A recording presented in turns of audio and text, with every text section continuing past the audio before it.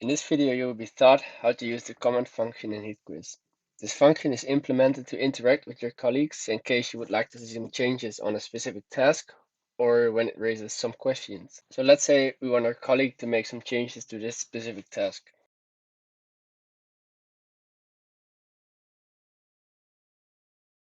If we want to make sure that they will receive a notification, we have to make sure that we'll tag them in the comment. And then we can write the message that we want to tell them and we can send the comment. So now you should receive a notification of the comment, and I will quickly show what it looks like from his point of view. So I switch to the account that I tagged, and as you can see on the top right corner, he received a notification of the message. So if we click on the comment, we'll directly go to the question. And here we get to see the comment again, and we could respond to our colleague if we made the changes that they asked for. Besides that, we could also make use of the notification page in order to see all the other comments as well. So first we have to specify a time interval so we don't get all the older comments.